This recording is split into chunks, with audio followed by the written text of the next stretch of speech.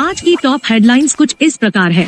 फ्रांसीसी naval group Bharat को landing platform docs के विकास में मदद करेगा। भारत की एमडीएल और फ्रांसीसी नौसेना समूह मिलकर made in India Kalvari class जहाजों की निर्यात की जांच करने के लिए सहयोग कर रहे हैं। आईएनएस विक्रांत को रीफिट के दौरान एमएफ स्टार रेडार स्थापित किया जाएगा। भारतीय नौसेना और ब्रह्मोस एरोस्पेस द्वारा P-8I विमान पर ब्रह्मोस NG LCM के सम्मिलन का अन्वेषण। भारतीय नौसेना के लिए BARC और ECIL ने स्वदेशी PWR नियंत्रण प्रणालियों के लिए सहयोग का निर्णय लिया। HAL ने LUH हेलीकॉप्टर के लिए यूरोपीय एविएशन सुरक्षा एजेंसी EASA प्रमाणन प्रक्रिया की शुरुआत की। सफरान और हाल नई पीढ़ी हेलीकॉप्टर इंजनों को डिजाइन और भारत में उत्पादित करने के लिए संयुक्त उद्यम कंपनी गठित करने की योजना बना रहे हैं। चंद्रयान 3 की स्वास्थ्य सामान्य, इसरो के महत्वपूर्ण ऑर्बिट बढ़ाने के आभास वृत्ति की कार्रवाई।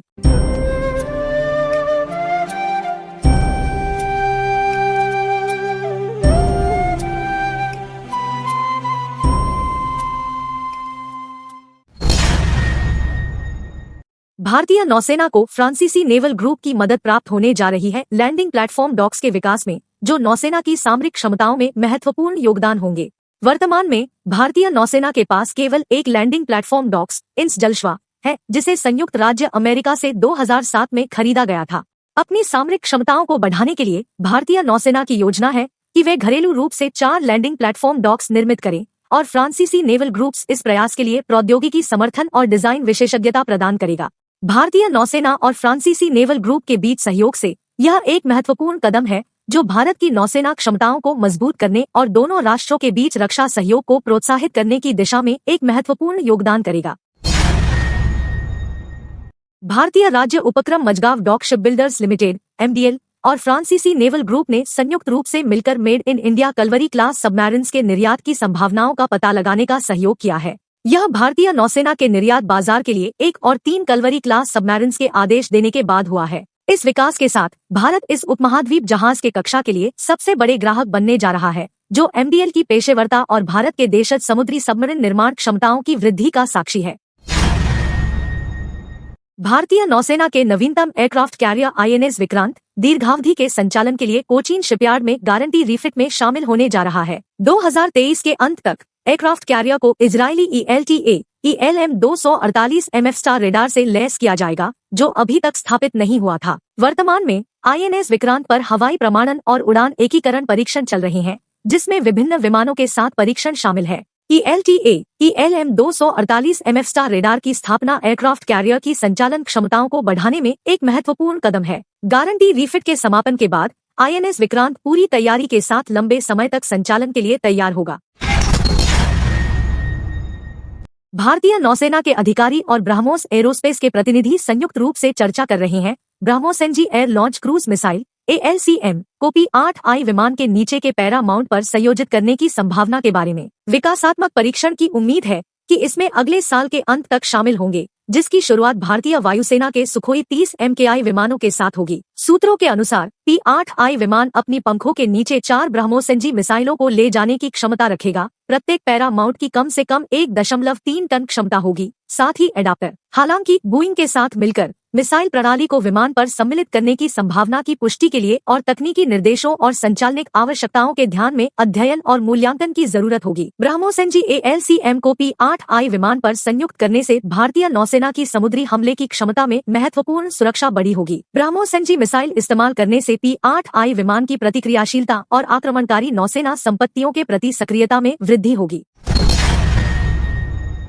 भारतीय नौसेना IAN भाभा परमाणु अनुसंधान केंद्र BARC और इलेक्ट्रॉनिक्स कॉर्पोरेशन इंडिया ECIL ने 10 जुलाई 2023 को त्रिपक्षीय समझौता पत्र MOU पर हस्ताक्षर किए। इस MOU का उद्देश्य Indian nuclear powered attack submarines SSN के लिए स्वदेशी विकास और उत्पादन के विभिन्न नियंत्रण प्रणालियों और बहुक्रियात्मक प्रदर्शन बटा नियंत्रण कंसोलों की सुविधा को सुनिश्चित करना है। MOU के अंतर्गत इंडियन नौसेना की डिफेंस मशीनरी DMD को इंदौर के लिए परीक्षण दलों की पहली बैच वितरित की जाएगी। सफल प्रमाणन के बाद आधिकारिक खरीदारी अनुबंधों पर हस्ताक्षर होंगे, जो IAN के आत्मनिर्भरता और स्वदेशी उत्पादन क्षमता की ओर महत्वपूर्ण पड़ाव दर्ज करेगा। यह समझौता IAN की परमाणु द्वीपीय पनडुब्बियों की ऑपरेशनल क्षमताओं को बढ़ाएगा और भारत के रक्षा क्षेत्र में प्रौद्योगिकीय उन्नति को भी बढ़ावा देगा। यह सहयोगी प्रयास देश की रक्षा विनिर्माण में आत्मनिर्भरता प्राप्त करने और रक्षा औद्योगिक आधार को मजबूत करने के लक्ष्य के साथ संगत है।